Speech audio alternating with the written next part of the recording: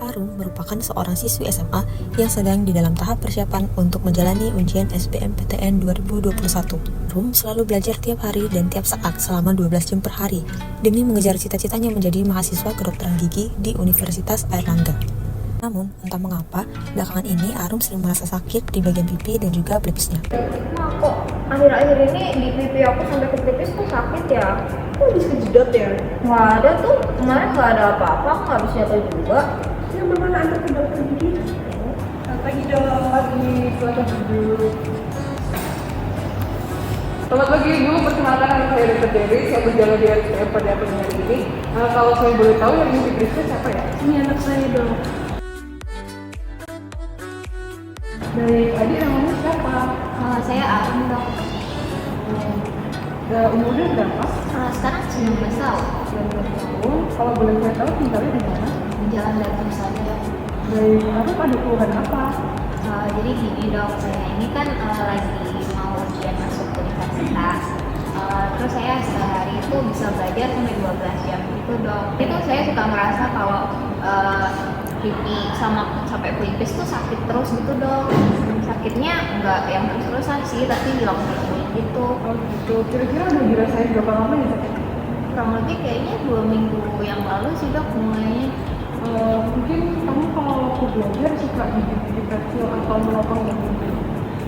Kalau mendapang dagu udah kebiasaan sih dok. Terus kalau di pensil kayaknya iya juga. Tadi waktu kamu bilang sakit di lantai itu, sakit di lantai itu kayak gimana ya? Pas apa?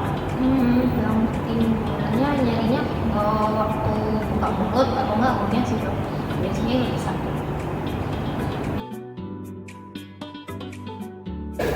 Baik, setelah ini saya akan melakukan pemeriksaan terlebih dahulu ya Arum. Saya akan coba raba bagian yang sakit. Apabila terasa sakit, bisa kasih tahu saja ya Arum. Oke dok. Yang pertama, konfirmasi lokasi rasa nyeri dengan pasien.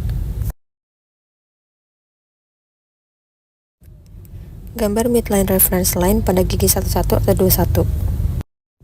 Yang kedua, incisional relationship. Yang pertama dilakukan pengukuran overjet menggunakan kaliper atau bisa juga menggunakan dental probe dengan midline reference line menjadi acuannya. Yang ketiga, ada overbite. Lakukan pengukuran overbite menggunakan kaliper dengan horizontal reference line sebagai acuannya. Yang keempat, opening pattern. Dalam keadaan oklusi, pasien diminta untuk membuka lalu menutup kembali ke posisi awal dan dilihat arah membuka mulut pasien. Ada 4 tipe opening pattern: straight, slight deviation, corrected deviation, dan juga uncorrected deviation. Pada pasien ditemukan opening pattern straight. Yang kelima, opening movement. Pertama, pain-free opening.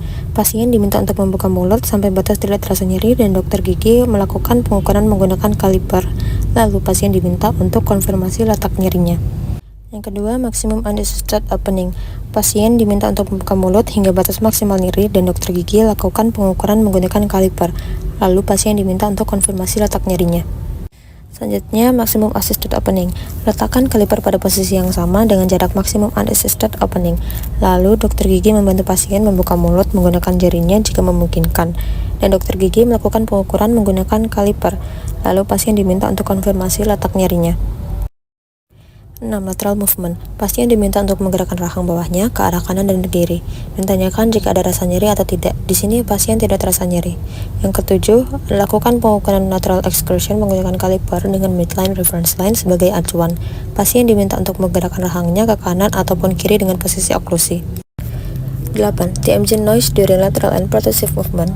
Dokter gigi meletakkan jarinya pada TMJ pasien, dan pasien diminta untuk menggerakkan rahangnya ke kanan, kiri, serta depan.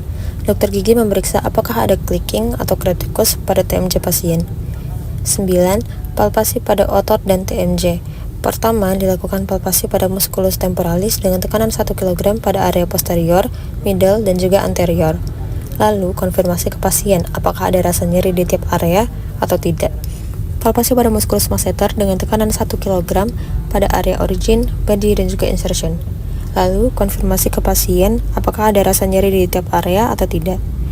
Palpasi pada TMJ lateral pole dengan tekanan 0,5 kg, tanyakan apakah ada rasa nyeri atau tidak. Dan terakhir, lakukan palpasi pada TMJ lateral pole dengan tekanan 1 kg dan tanyakan juga pada pasien apakah ada rasa nyeri atau tidak. 10. Palpasi pada area posterior mandibular dan juga submandibular dengan tekanan 0,5 kg. 11. Lakukan palpasi pada area lateral pterygoid dan juga tendon temporalis.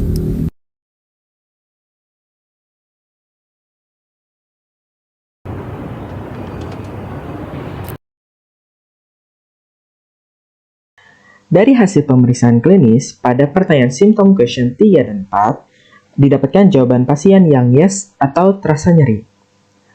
Lalu, dokter gigi konfirmasi lokasi rasa nyeri yang berada di area otot. Pada form examination 4 atau 5, didapatkan jawaban pasien yang yes atau terasa nyeri pada saat pasien membuka mulut dan pada saat palpasi. Serta pada examination form 1A dilakukan konfirmasi lokasi rasa nyeri yang pasien merasakan rasa nyeri pada area temporalis dan masseter. Lalu berdasarkan decision tree didapatkan hasil diagnosis yaitu myalgia. Selanjutnya, untuk diagnosis subtipe myalgia, yang pertama adalah pada pemeriksaan palpasi pada examination form 9, pasien merasakan familiar pain. Dan pada pasien tidak didapatkan perluasan rasa nyeri. Hal ini dapat menjadikan hasil subtipenya adalah lokal myalgia. Baik Arum, setelah saya melakukan pemeriksaan tadi, sebenarnya kondisi rongga mulut Arum ini normal-normal aja ya. Untuk gigitannya Arum normal, sendinya Arum normal, dan kondisi rongga mulutnya Arum ini normal. Cuma masalah yang kamu alami tadi itu ada di ototnya. Jadi Arum ini terdiagnosis myalgia. Myalgia merupakan rasa nyeri yang ada di otot dan pelipis. Karena Arum ini mempunyai kebiasaan menggigit pensil saat belajar itu dapat menyebabkan adanya myalgia dan diperparah dengan rasa stres yang Arum rasakan saat ini karena sedang belajar untuk masuk ke universitas. Oh begitu ya dok. Terus selanjutnya saya perlu pemeriksaan lanjutan nggak ya? Untuk kasus kamu ini, kamu tidak perlu melakukan pemeriksaan lanjutan seperti radiografi karena masalah utama kamu ada di otot. Beda cerita kalau misalkan masalah kamu ada di sendi, itu baru kita membutuhkan pemeriksaan lanjutan yaitu radiografi.